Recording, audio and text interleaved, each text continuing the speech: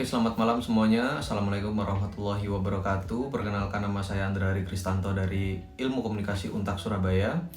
Dan kali ini saya akan membawakan tujuan utama saya adalah untuk mengajak kalian untuk menghargai suku-suku di Indonesia dan lebih menghargai lagi di lingkungan Untak Surabaya.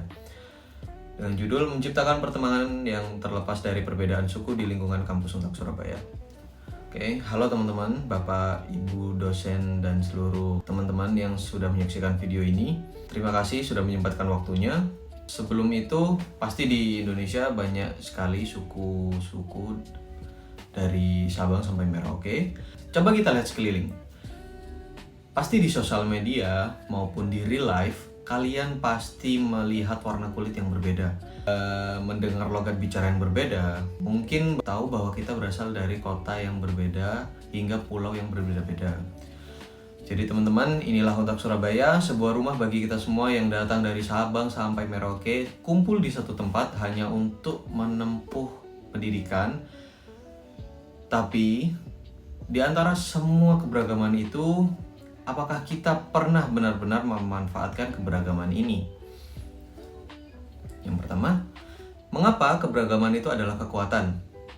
Teman-teman, Indonesia adalah negara yang dibangun atas fondasi Bhinneka Tunggal Ika.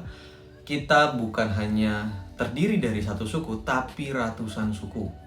Di kampus kita ini, ada yang dari Jawa, Sunda, Batak, Dayak, Bugis, Papua, dan masih banyak lagi. Seperti Madura, Chinese, dan masih banyak lagi. Jadi teman-teman, saya di sini akan memberikan langkah nyata untuk membangun persahabatan, bagaimana cara kita menghilangkan batas-batas suku ini dan menciptakan pertemanan yang sehat di lingkungan kampus Untak Surabaya.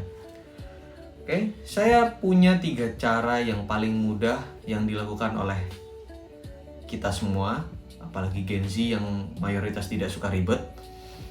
Yang pertama adalah mulai dari tongkrongan atau meja makan bebas. Kalian mau nongkrong di mana, mau memulai pembicaraan dari mana, yang penting dari tongkrongan.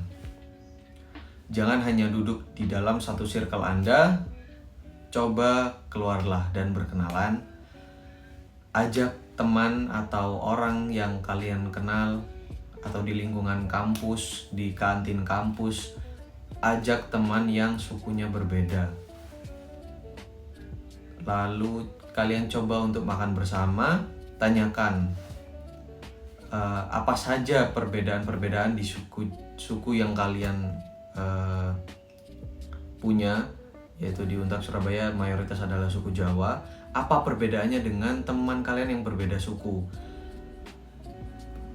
Lalu berbagi makanan itu adalah cara yang paling mudah dan tercepat untuk membuka hati dan pikiran. Seperti contohnya, di Jawa ada nasi goreng yang memakai saus cabai. Dia mayoritas nasi gorengnya berwarna merah. Jarang sekali kita temui nasi goreng yang memakai kecap atau nasi goreng putih saja. Itu biasanya ada di daerah Jawa Barat. Lalu yang kedua adalah jangan malu untuk berbagi atau bertanya. Terkadang kita itu takut untuk menyinggung, padahal niat kita itu adalah ingin tahu dan penasaran gitu.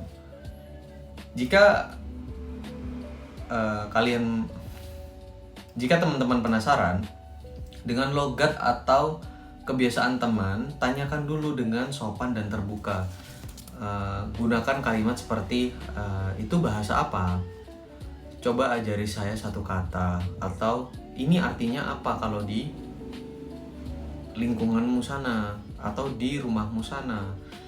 Ini menunjukkan rasa hormat dan keinginan untuk belajar, bukan untuk menghakimi suatu suku atau suatu mayoritas tertentu.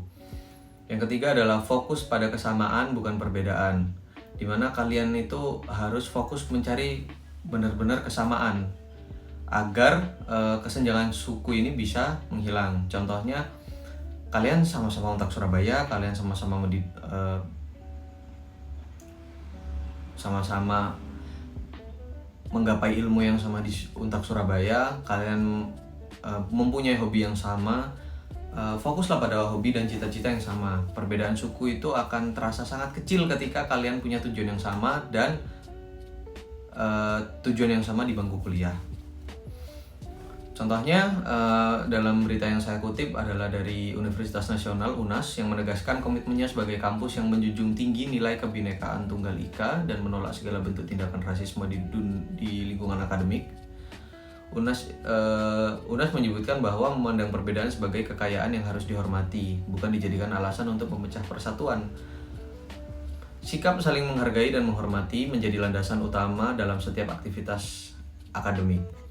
Jadi rektor di UNAS itu menyebutkan bahwa setiap mahasiswa, dosen, dan tenaga kependidikan itu memiliki kewajiban di mana menjaga sikap toleransi dalam kehidupan kampus. Jadi tidak ada ruang bagi ujaran kebencian, diskriminasi, atau tindakan yang meremehkan kelompok tertentu atau suku tertentu.